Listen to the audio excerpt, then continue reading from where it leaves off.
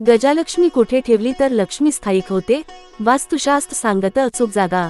गजालक्ष्मी कुठे ठेवली तर पैसा येतो? तुमच्याकडे गजालक्ष्मीची मूर्ती आहे का? असेलच, पण ती नेमकी कुठे ठेवली आहे हे महत्त्वाचं आहे. कारण वास्तुशास्त्र सांगतं लक्ष्मी योग्य ठिकाणी असेल तरच ती टिकते. चुकीच्या जागी ठेवल्यास नुसती शोभा. पैसा घरात येतो पण थांबत नाही. या व्हिडिओमध्ये आपण बघणार आहोत गजालक्ष्मीची मूर्ती नेमकी कुठे ठेवावी, काय करावं आणि काय टाळावं. गजालक्ष्मी म्हणजे काय? गजालक्ष्मी ही लक्ष्मीदेवीची एक रूप आहे जी दोन हत्तींमधून जलवर्षाव घेत आहे आणि हातात कमळ व वरद मुद्रा आहे.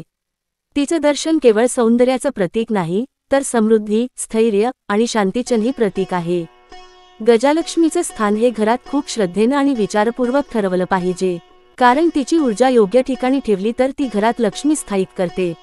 योग्य दिशा कोणती? वास्तुशास्त्रानुसार गजालक्ष्मीची मूर्ती ईशान्य, उत्तर, पूर्व किंवा उत्तर दिशेला ठेवणं सर्वात शुभ मानलं जातं. ईशान्य कोन हा देवतांचा कोन मानला जातो. हाच तो कोन आहे जिथं सकारात्मक ऊर्जा घरात प्रवेश करते. जर शक्य नसेल तर पूर्व दिशा हा दुसरा उत्तम पर्याय आहे. मूर्ती ठेवताना तिचा चेहरा घराच्या आतल्या बाजूला असावा, म्हणजे तिचं तोंड घरात लक्ष्मी आणत आहे असं समजलं जातं. मूर्ती कशी असावी?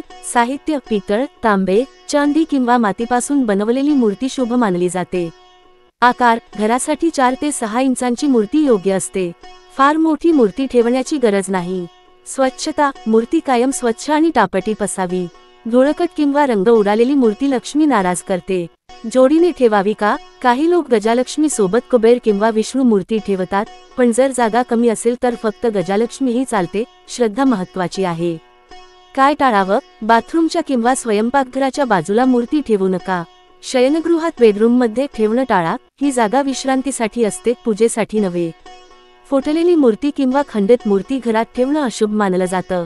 गजालक्ष्मी मूर्ती कधीही जमिनीवर किंवा अनाग्रही ठिकाणी ठेवू नका.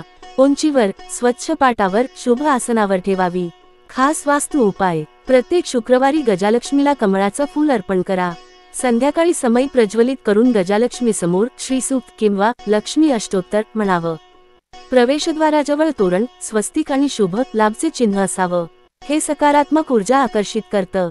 गजालक्ष्मी ही फक्त पूजनीय देवी नाही तर ती आपल्या आयुष्यात समृद्धी घेऊन येणारी शक्ती आहे. जर ती योग्य ठिकाणी ठेवली, योग्य श्रद्धेनं पूजली तर ती तुमच्या घरात कायमस्वरूपी लक्ष्मीचा वास ठेवू शकते.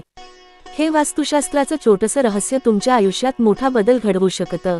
हा व्हिडिओ उपयोगी वाटला असेल तर लाईक करा, तुमच्या घरात पूजन करणाऱ्या मंडळींना शेअर करा आणि अशाच माहितीपूर्ण व्हिडिओंसाठी चॅनलला सबस्क्राईब करायला विसरू नका.